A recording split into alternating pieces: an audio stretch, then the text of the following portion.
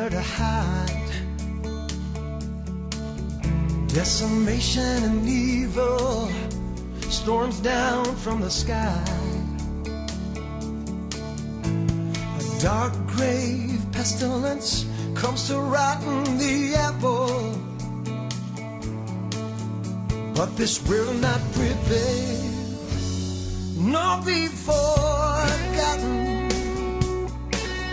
Live outside of City Hall, the entire, as you can imagine, it is absolute chaos. The first clue is missed, but no, not the second.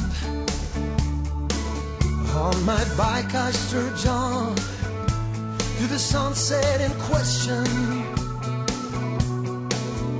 unprepared for the hell and carnage I enter.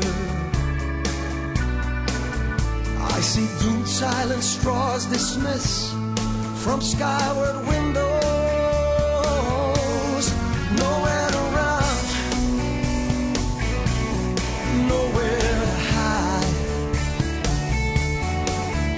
Decimation and evil storms down from the sky. A dark grave pestilence comes to rotten the apple, but this will not prevail, nor be forgotten. Oh my God! Valor soars and abounds this unforgiving day. Blue Templars removed from fear march into harm's way. Then darkness prevails as the first one crumbles. My soul respires the lost and the rubble. Run, run, run, echoes through this day turn to night. Many battles to live, and so many die. Nowhere to run, got nowhere to hide. Decimation and evil storms down from the sky. A dark grave pestilence comes to rotten the apple,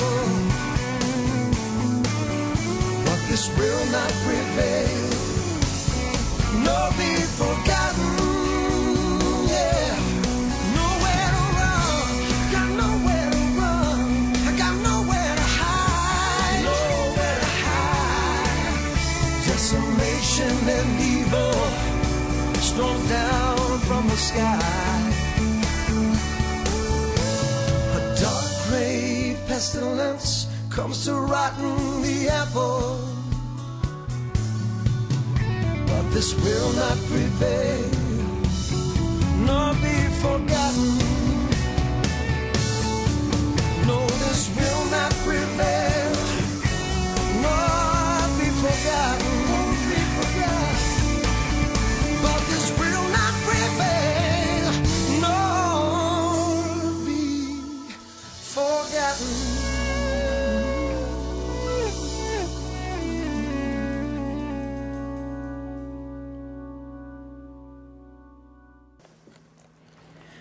Hello, my name is Kathleen K. Willis. My husband is a retired police sergeant and my father-in-law is a retired fire captain. Our family will always remember and honor all of New York's brave who made that ultimate sacrifice on that unforgiving day of September 11th, 2001. My husband Rick and I became inspired to write this song after we both read our friend Tom Flynn's epic poem, This Forever September Morning. We then became inspired to produce the video. Tom Flynn was a longtime writer and producer for CBS News. His shocking and horrid experience from rushing on his bicycle toward those burning buildings that day inspired his writing, This Forever September Morning. His words delivered those of us who were not there that day to a higher understanding of the carnage and sheer devastation of that immoral act. At this time, I'd like for you to meet Tom Flynn. The following is an interview conducted by Dan Rather. This interview was broadcast live upon Tom's return to CBS Studios immediately following his life-altering bicycle ride into 9/11. And now, here's that interview. Now we have an eyewitness who saw the World Trade Center building collapse. Tom, tell me, first of all, catch your breath and tell me what you saw, what you heard.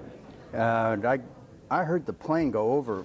I was having coffee outside and downtown, and then heard the crash, and the first reports were that it was a plane. So I headed down there just to, try to hitch up with a crew or something, and found a cameraman from Merrill Lynch who had his camera out, so he was shooting pictures, and between us we were able to stay outside of the police lines and record some of the awful people jumping from that building. It was awful. The building that was most engulfed was the front building, and it was really on fire, Dan. The back building was, by this time it was smoky, but it wasn't burning as much. And there were reports on the ground, unconfirmed reports, that there was another plane in the area. There's a lot of frightened misinformation, as you might imagine. The police, the ambulance, the emergency services people were all doing their best to control the crowds. An awful lot of people worked down there, and it was work hours. At that time, maybe 45 minutes into the taping that we were doing, which was maybe a half hour after, it was an explosion. It was way up where the fire was, and the whole building at that point bellied out in flames, and everybody ran. I mean, those who could. There's an awful lot of places that you couldn't hide down there. The crowd we were with, and I lost my cameraman, I don't know if he's alive or dead. We ran into a parking garage, and the smoke, the dust, you can see it, chased us all into there, and I had the worst feeling that I was going to die in a parking garage. But there was a lot of people under control shouting, "Down here, I have fresh air." So we ran down. No, you couldn't see a thing. Could not see a thing. It was like night. The lights stayed on the lamp posts. And finally, we were able to get out, and there were people walking in total, complete daze. Somebody knew where the river was, and we all headed toward the river, which from that point was to the west. But you couldn't see a thing. It was just completely and utterly night there, with a few glimmering streetlights still there. People were crying, of course. There were people frightened. There were people looking for their babies. One mother was running back. The police wouldn't let her go. It was a terrible scene, I'm full. You have a cup of coffee. Get some of the dust from the World Trade Center off of you. And thank you for that. You bet. Such a horrific ordeal, and such a tragic loss of innocent lives.